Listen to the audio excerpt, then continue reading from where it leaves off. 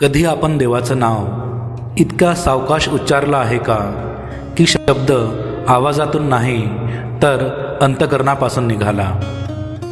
आपण कधी हरिनाम इतक्या प्रेमाने घेतो का की शब्द आपल्या श्वासात विरघळून जातात आणि श्वास आपल्या अस्तित्वाला शांत करतो? आज एकनाथ महाराज हरिपाठ विवेचन 7. आज मी तुम्हाला एक गुपित सांगणार आहे, जे संतांनी हजारो वर्षे जपून ठेवले, जे विज्ञान आज उघड करत आहे आणि जे आपलं जीवन खरंच बदलू शकतं. हरिनाम सावकाश घेणे हे केवळ भक्ती नाही, ही मनाची चिकित्सा आहे. ही मेंदूतील शांततेची रचना आहे. ही चेतनेची जागृती आहे. शांतीब्रह्म एकनाथ महाराज म्हणतात, हरिनामामृत सेवी सावकाश, मोक्ष त्याचे भूस दृष्टी पुढे. आता समजून घेऊ, भूस म्हणजे काय? भूस म्हणजे आत्म्याचा आधार, चेतनेची जमीन, मन शांतीत स्थिर होण्याची जागा, अशी जागा जिथे माणूस स्वतःला भेटतो. जेव्हा आपण हरिनाम हळूवार घेतो तेव्हा आपल्या मनाला ही भूस मिळते.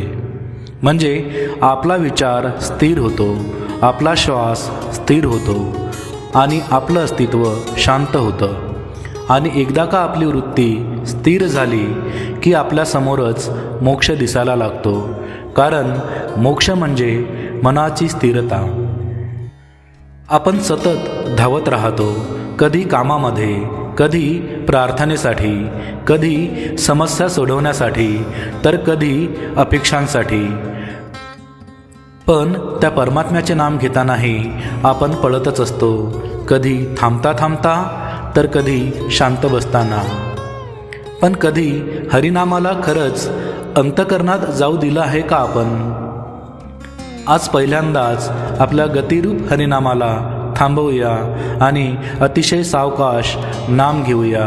अगदी हृदयापासून प्रत्येक श्वासासोबत स्वतःला ऐकू येईल तोपर्यंत आणि स्वतःला ऐकू देऊया. आपल्या संत साहित्यामध्ये ज्ञानेश्वरांनी त्याला अंतर्नाद म्हटलं, तुकारामांनी चित्तशांती म्हटलं, नामदेवांनी देहाचं दारूणपण वितळवणारं औषध असं म्हटलं आणि शांतीब्रह्म एकनाथ महाराजांनी मुक्तीचा भूस असं म्हटलं. आणि हे चारही संत एकच सांगतात, नाम वेगाने नाही घेत, ते हळू, प्रेमाने आणि अंतर्मनाने घेतात. आणि आता विज्ञानसुद्धा हेच सांगतं, हळूवार जप केल्यामुळे अल्फा ब्रेनवेव्ज वाढतात, श्वासाची लय मंदावते, मन स्थिर होते, स्ट्रेस हार्मोन्स कमी होतात, शरीर रेस्ट आणि हील स्थितीत जातं. धीमा उच्चार केला की मेंदू शांत आणि जागृत अवस्थेत जातो. संतांनी अनुभूतीने सांगितलेलं विज्ञानाने मोजून सिद्ध केलं आहे.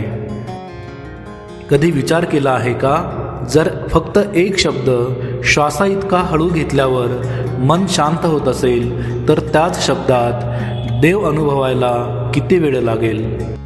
हरिनाम सावकाश घेण्याचे 3 स्तर आहेत.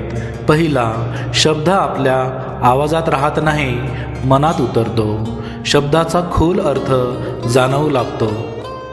दुसरं, मन श्वासाशी एकरूप होतं, शरीरातील सगळा ताण वितळतो. तिसरं, चेतना विस्तारते, आपल्याला स्वतःचा शांत प्रकाश जाणवायला लागतो. यालाच शांतीब्रह्म एकनाथ महाराज मोक्ष त्याचे भूस दृष्टी पुढे असे म्हणतात.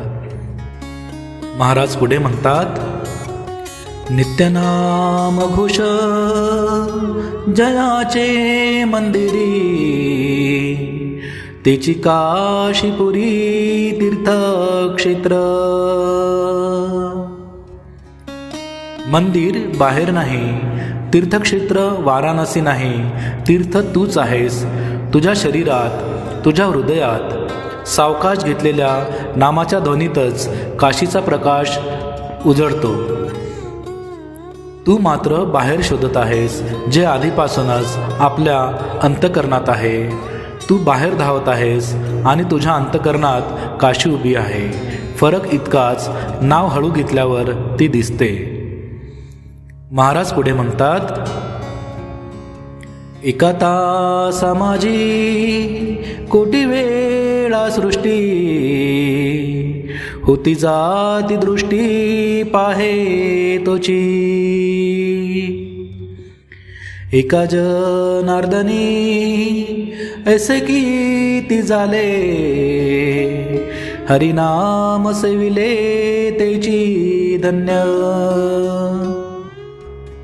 फक्त एका तासात आपला विचार, भावना, प्रतिक्रिया आणि अनुभवास येणारा त्रास कोटी वेळा बदलू शकतात.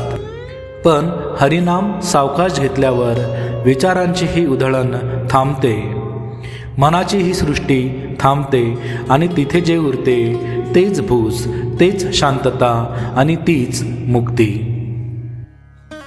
आज एकच प्रयोग करूया, फक्त एक.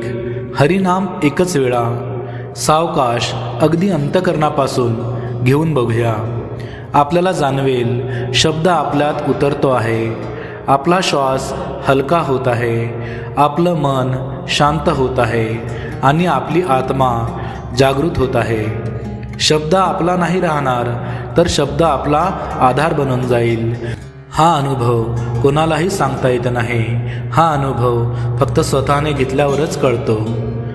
जर आज या एका प्रयत्नाने आपल्या मनाला थोडी शांतता मिळाली असेल तर हा व्हिडिओ नक्की शेअर करा. कदाचित कोणाचं आयुष्य एका हळूवार हरिनामाने बदलून जाईल. रामकृष्ण हरी, रामकृष्ण हरी, रामकृष्ण हरी.